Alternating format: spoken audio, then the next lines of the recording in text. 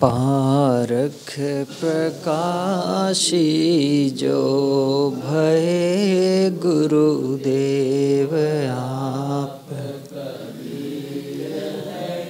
बंदों चरण तिनके भले जेहि प्रेम सद्गुण तीर हैं प्रेमी।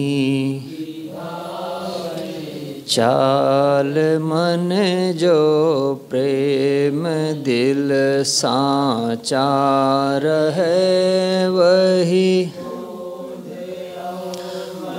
शोध गही तब प्राप्ति होए स्थिति वह आप ही ने नाशि भ्रम मार्ग।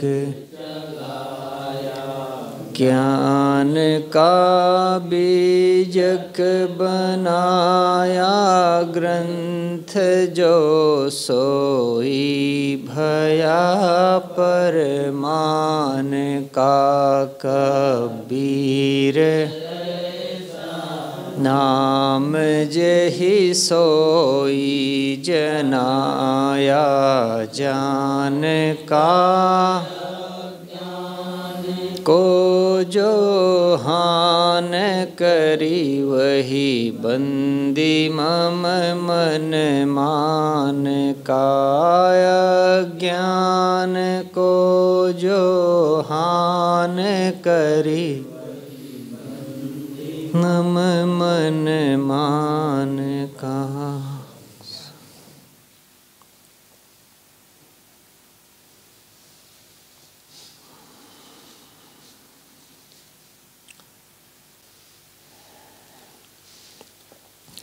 रमै निसाट छाड़हु पति छाड़हु लबराई, मन अभिमान टूट तब जाई। जिनले चोरी भिक्षा खाई, सो बिरवा पलुहावन जाई।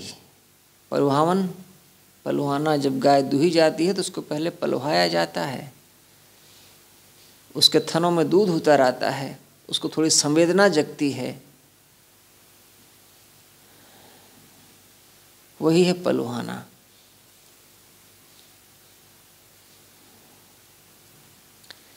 पुण्य संपत्ति और पति को धावे, सो बिरवा संसार ले आवे। झूठ झूठा कै डारहु मिथ्या यह संसार, तेहि कारण मैं कहत हूँ जाते होय उबार। छाड़हु पति, पति का अर्थ है स्वामी। पति का अर्थ है अपने को स्वामी मानना।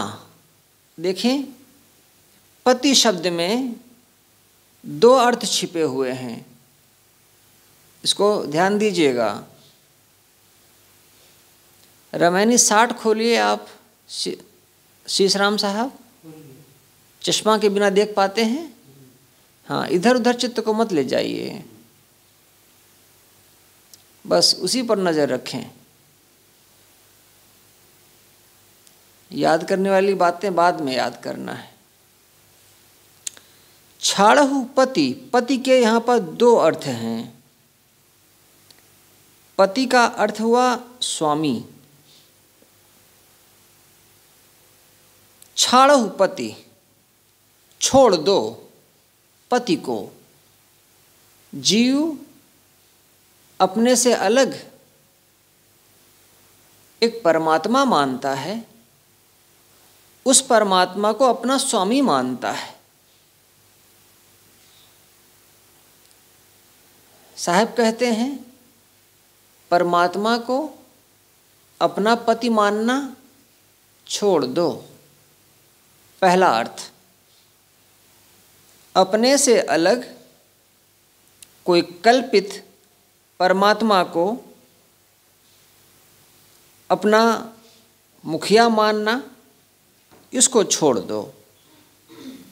और दूसरा अर्थ, पति माने सांसारिक प्राणी पदार्थों के प्रति जो मालिकपने की भावना है, अपने को जो मालिक मानते हो, उसको छोड़ दो। छाड़हु पति, ये पति का मतलब क्या है? इसमें पति का अर्थ है स्वामी। जो लोग जीव से अलग किसी कल्पित शिव को, कल्पित परमात्मा को जीव का, आत्मा का स्वामी मानते हैं, वो किसी अलग लोक में रहता है, साहब कहते हैं ये झूठ है। छाड़हु, ऐसे पति को तुम छोड़ दो, पहला अर्थ। और दूसरा अर्थ, पति माने अपने आप को वस्तुओं का, लोगों का जो तुम स्वामी समझते हो, पति समझते हो, मुखिया समझते हो, वो भी छोड़ दो। ठीक है। छाड़हु लबराई, लबों से जो झूठ निकले वो लबरी, वो लबार, वो लबरा। जो झूठी बात है वो लबरी वाणी है। झूठ का पुराना नाम है लबरा, लबराई।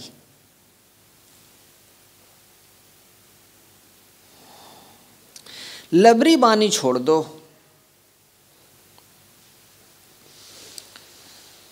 पुस्तकों में लबरी वाणी है, शास्त्रों में बहुत जगह लबरी वाणी है, इसको छोड़ दो। जीव से अलग, आत्मा से अलग उसका पति मान रखे हो किसी परमात्मा को, यह लबराई है। जीव तो स्वयं शिव है।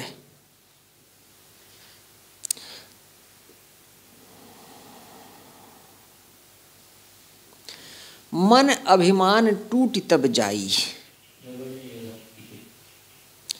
जब अपने ऊपर लगी ईश्वर की कल्पना तथा उसको सिद्ध करने वाली लबरी वाणी को छोड़ दोगे, तब यह अभिमान, सांप्रदायिक अभिमान छूट जाएगा, टूट जाएगा। हमारे पास वाणी है, मूल वाणी है कबीर साहब की, संदर्भ हमें पता नहीं है। कबीर साहब जो कहते थे वो जनता के बीच में जाकर के कहते थे। जैसी स्थितियां, परिस्थितियां, जैसा संयोग होता था उसके आधार पर वो कहते थे। हमें वो परिस्थितियां बहुत स्पष्ट नहीं हैं, उनकी वाणी है। उस वाणी की टीका, व्याख्या अपनी समझ से महापुरुषों ने समय समय से की। पूरन साहब ने अपने समय से, अन्य लोगों ने अपने अपने ढंग से, गुरु जी ने अपने ढंग से। गुरु जी ने उसको कई फलक दिए हैं, कई आयाम दिए हैं। जब भी उन्होंने कुछ कहा तो उसको उन्होंने कई तरीके से जांच परख करके हल्के ढंग से कहा। उन्होंने ये नहीं कहा कि जो मैं कह रहा हूं बस वही अर्थ है, वही सत्य है। जैसा उनको समझ में आया, जैसे मेरी मति है, वैसा मैं अर्थ कर दे रहा हूं। ऐसा उन्होंने भूमिका में भी लिखा। मन का अभिमान कब टूटता है?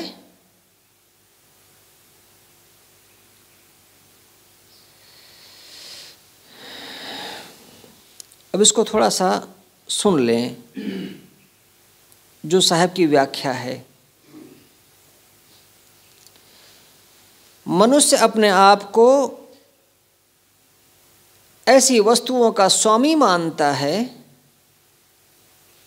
ऐसे लोगों का स्वामी मानता है जो उसके बिल्कुल हैं ही नहीं। साहब ने एक छोटी सी घटना इसमें लिख दी है।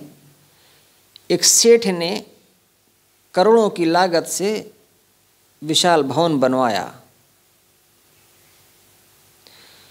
उनको उस मकान का, अपने धन का और अपने परिवार का बड़ा गर्व था। ग्रह भोज हुआ। अभी घूर पर पड़े हुए पत्तल और कुल्हड़ का अन्न कुत्ते और कौवे खा ही रहे थे कि सेठ बीमार हुए, अस्पताल ले जाए गए और 4 घंटे में मर गए। घर पर उनकी लाश लाते हुए शाम हो गई। बच्चों ने कहा, मकान के अंदर ले जाना झंझट करना है, अब सुबह तो शमशान ले ही जाना है। तो जहाँ पर मोटर गैराज बनाया गया था, गाड़ी खड़ी करने वाली जगह, वहीं रख दिया गया, शटर बंद कर दिया गया। सुबह ले जाकर शमशान में फूंक दिया है। यह है संसार की मालिकी के अहंकार का परिणाम।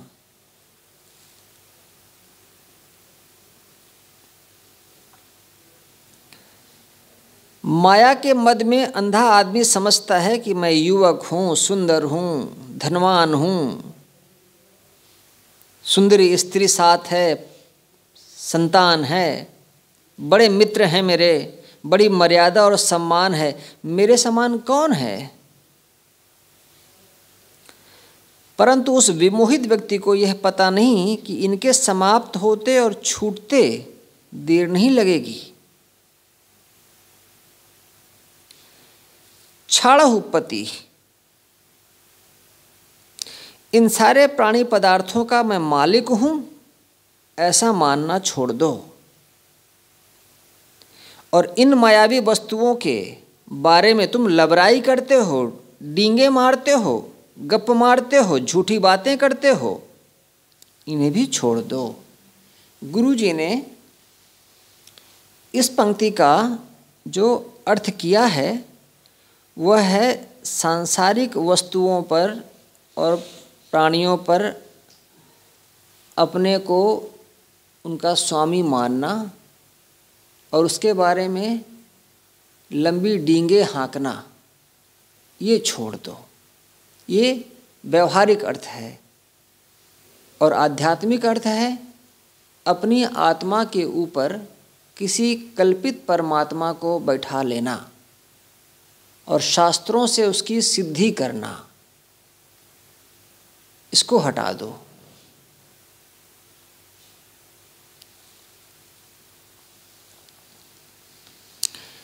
एक सज्जन के यदि 200 मन धान पैदा होता तो गांव वालों से कहते कि 400 मन हुआ है,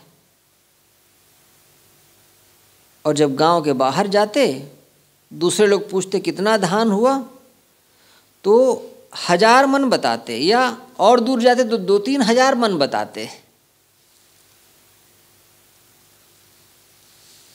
ये है डींग। गुरुजी इस घटना को तो कई बार प्रवचन में भी कहा करते थे, यहाँ उन्होंने लिख भी दिया है। एक बार एक गांव में जाना हुआ, सत्संग कार्यक्रम था। तो एक युवक आए, उन्होंने कहा, गुरुजी क्या कहूँ, प्रधानी के लिए चुनाव में खड़ा हो गया था, लोगों ने मुझे हरा दिया जालसाजी करके। फिर मैंने कोर्ट में मुकदमा ठान लिया, 2700 रुपये खर्च हो गए। ऐसा उस युवक ने बताया। वो युवक चला गया, उसका बड़ा भाई आया।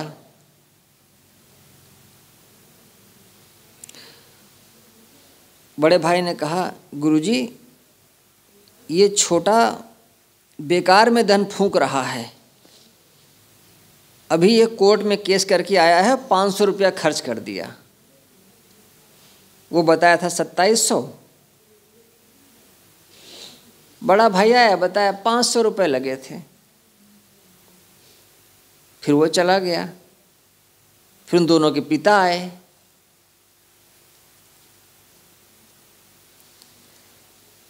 उन्होंने दुखी होकर कहा क्या करें, छोटा लड़का बिना काम का काम करता है। एक तो प्रधानी का चुनाव लड़ा, फिर हार गया, फिर मुकदमा कर आया है, और फालतू में उसमें जो है 50-60 रुपये खर्च कर दिए।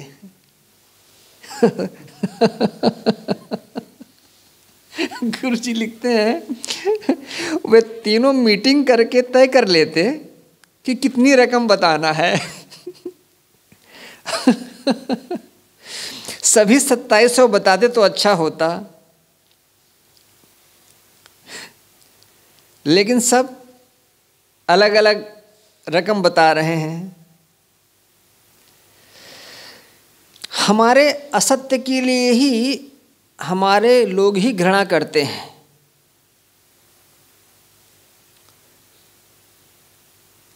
असत्य अनमिल होता ही है, एकता तो केवल सत्य में है।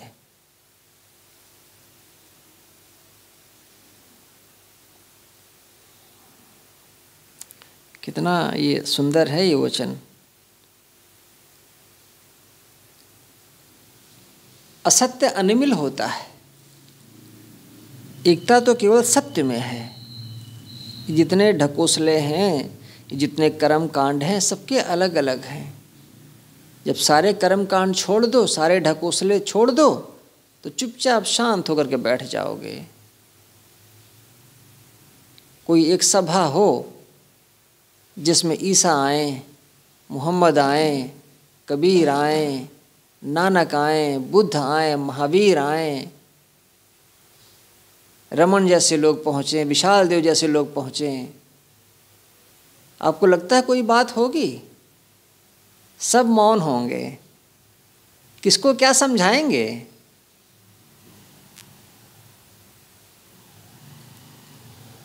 जब बोलते हैं तब उसमें अनिमिलता आती है। मौन में क्या है? वहां तो सब मिला मिलाया है। असत्य अनिमिल होता ही है। जैसे वो झूठ बोले ना तीनों, बड़ा भाई, छोटा भाई और पिता, असत्य है, वो अनिमिल है। जो सही अमाउंट होता, अगर होता तो तब उसमें एकता होती। तुम छूटने वाली और क्षणभंगुर माया की डींग न मारो। ये जो अर्थ किया है साहब ने, ये नया अर्थ है। त्रिज्या में ऐसा अर्थ नहीं है। गुरुदेव जब भी कोई नया अर्थ किए हैं तो उसको उन्होंने विस्तार से लिखा है। त्रिज्या का जो अर्थ है वो वही है, आत्मा का स्वामी, किसी कल्पित परमात्मा को मानना, और शास्त्रों का चक्कर, बस यही है उसका छाड़हुपति। गुरुजी ने यहाँ पर व्यवहारिक सांसारिक स्वामीपने की चर्चा की है।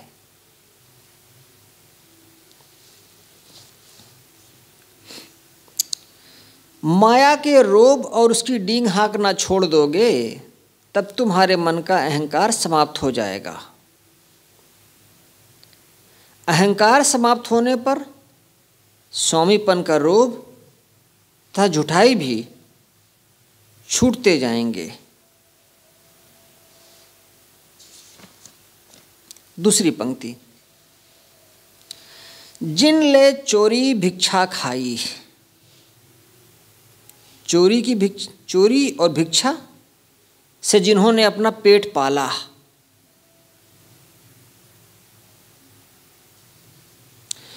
सो बिरवा पलुहा मन जाई।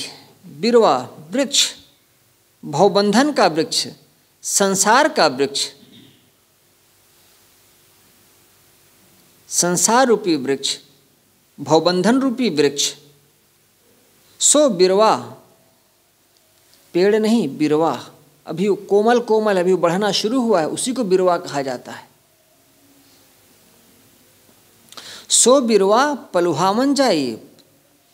पल्लव पल्लवित करना, हरा भरा करना, कोई चोरी करके खाए, कोई भीख मांग करके खाए, ये ठीक नहीं। ऐसे करके अगर कोई जीवन यापन करता है तो मानो वह अपने जन्म मरण के वृक्ष को और पुष्ट कर रहा है, भवबंधन के वृक्ष को अभी वह खाद पानी दे रहा है। जीवन में गुरुदेव लिखते हैं, पहली आवश्यकता अन्न की है।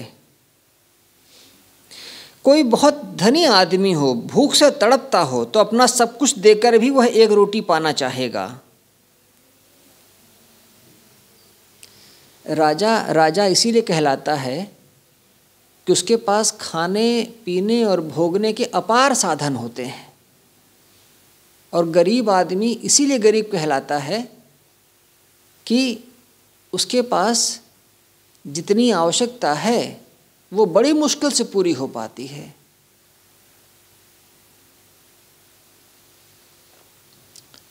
शाहजहां बादशाह था हिंदुस्तान का। उसके लड़के ने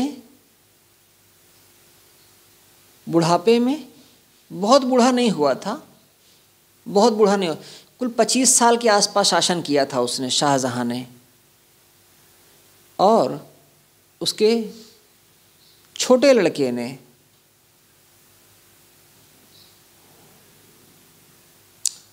औरंगजेब ने अपने बड़े चारों भाइयों को मार दिया। शाह, शुजा, दारा, एक और था, और उनकी मुंडी काट करके बाप को बंदी बना लिया, आगरा के किले में डाल दिया। आगरा का किला उसी ने बनवाया था, शाहजहां ने ही। उसी किले में लाकर उसको कैद कर दिया। अब तुम बूढ़े हो गए हो, तुम्हारी बुद्धि खराब हो गई है, तुम जीवन भर मेरे विरोधी रहे हो, अब यहीं पड़े रहो। दारा शिकोह बहुत ही बैलेंस्ड आदमी था। इतिहासकार कहते हैं कि अगर दारा शिकोह इस देश का बादशाह बना होता तो ये विवाद और फसाद नहीं हुए होते जिसकी वजह से मुसलमान बदनाम है। उसने उपनिषदों का संस्कृत से उठा करके अरबी और फारसी में अनुवाद करवाया था, और शाहजहां चाहते थे कि दारा ही मेरे बाद बादशाह बने, क्योंकि वह हिंदू मुसलमानों को एक साथ लेकर के चलता था।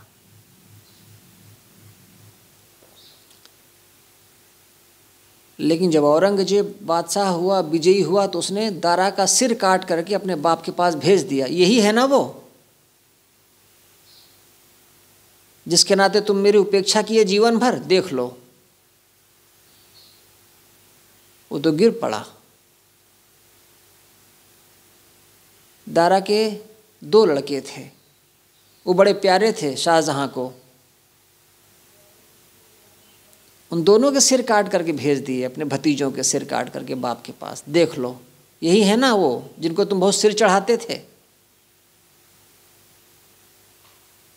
पिता को मारा नहीं था उसने, बाकी सब कर्म कर दिया था। एक अन्न खाने की छूट दिया था उसने, जो तुम खाना चाहो बता दो, एक अन्न मिलेगा। उसने कहा चना दे दिया करना, तो चना भर मिलता था उसको। एक सुराही पानी मिलता था उसको दिन भर में, इससे ज़्यादा पानी नहीं देना है।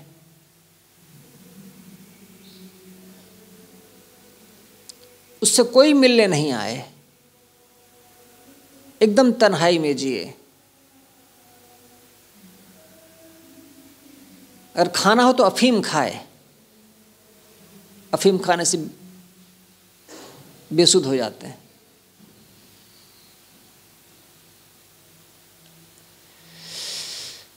अपने ही बनाए हुए महल में वो 8 साल रहा, 8 साल का इम्प्रिजन, कारावास। और वहीं से वो ताजमहल देखता था जो उसने बनवाया था अपनी बेगम के लिए, और मरा। बादशाह इसीलिए कि उसके पास भोगों के बड़े साधन हैं, और गरीब इसीलिए गरीब है। अभी ठंडी का समय देखो, बादशाहों के यहाँ, धनियों के यहाँ अंबार लगा होगा, और गरीब आदमी, स्त्री जो साड़ी पहनती है उसी साड़ी को वो ओढ़ करके बिछा करके रह रहे हैं। बच्चे उनके सिर्फ बनियाइन में नंगे रहते हैं रात में भी, इसीलिए वो गरीब हैं। आगे शरीर तो वैसे ही जैसे अमीर का है।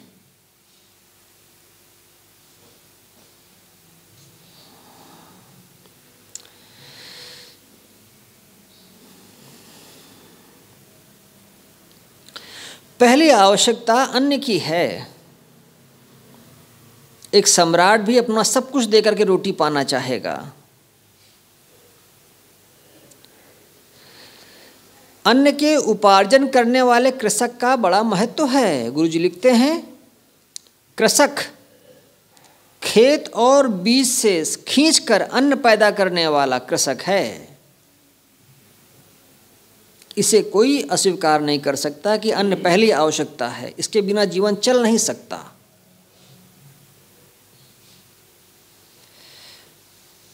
मनुष्य के भीतर से विद्या एवं कला शक्ति का कर्षण कर, खींच कर उसके व्यक्तित्व पर उन्हें फैला देने वाले नाना विषयों के शिक्षक भी मानो कृषक ही हैं। कितना सुंदर।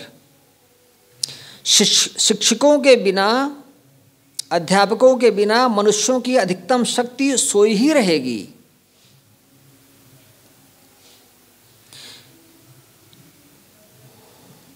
मनुष्यों के भीतर की आध्यात्मिक शक्ति, बोध और ज्ञान, इनका कर्षण कर, खींच कर उनके व्यवहारिक जीवन के अंग बना देने वाले आध्यात्मिक गुरु संत मानो महान कृषक हैं। बीजक की जो टीकाएं पहले होती थी वो बड़ी नीरस होती थी, उसमें सिर्फ खंडन खंडन खंडन होता था। गुरुजी ने उसमें एक नई ऊर्जा का संचार किया। आध्यात्मिक के साथ साथ व्यवहारिक चित्त, व्यवहारिक चिंतन, व्यवहार कैसे लिया जाए, किया जाए, इसको उन्होंने खूब भरा।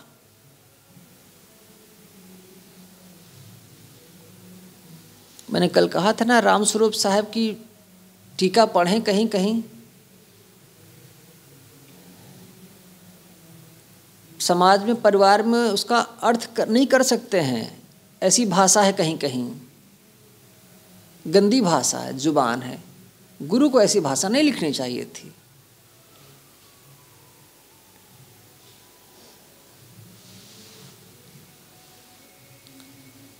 साहब ने उसमें आध्यात्मिक दिया और व्यवहारिक दिया, ये पुट दिया उन्होंने।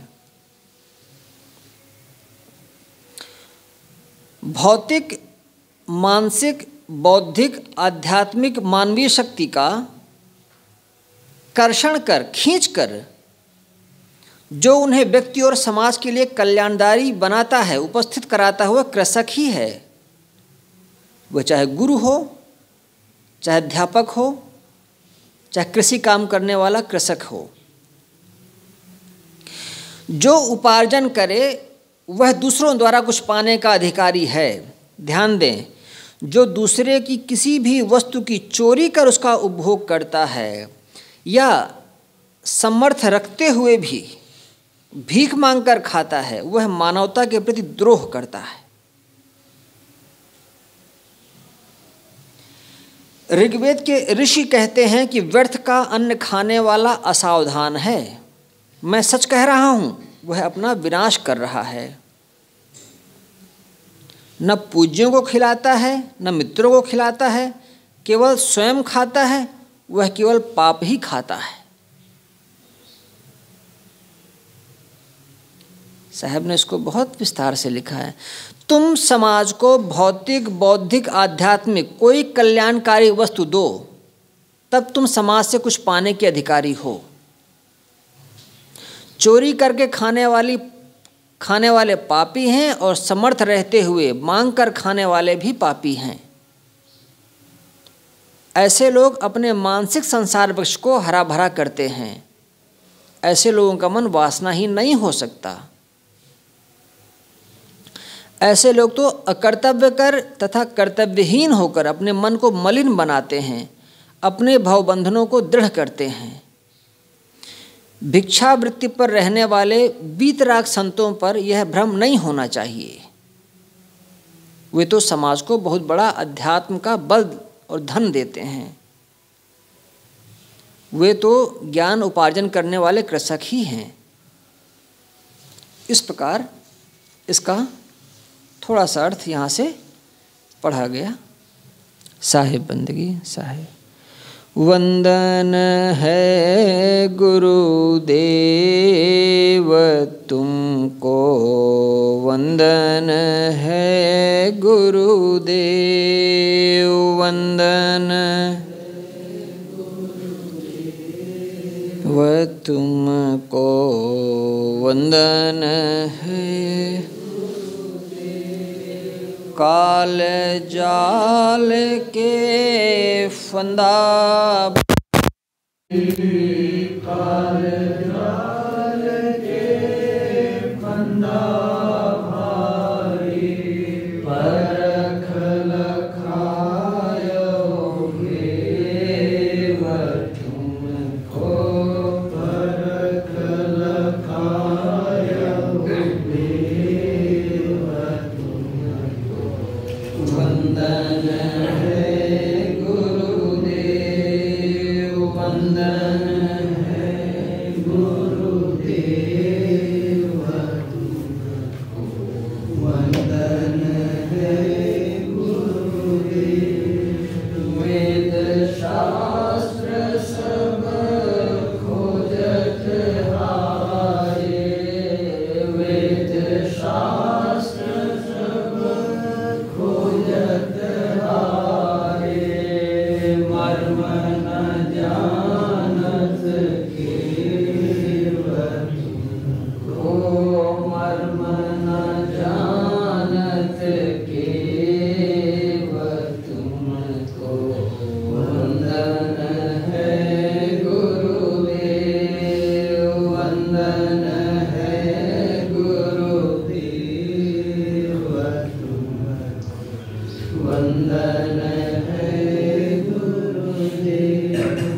गुरु समान और को दाता, गुरु समान और को दाता, ताकि करिए सेव तुमको, ताकि करिए सेव तुमको।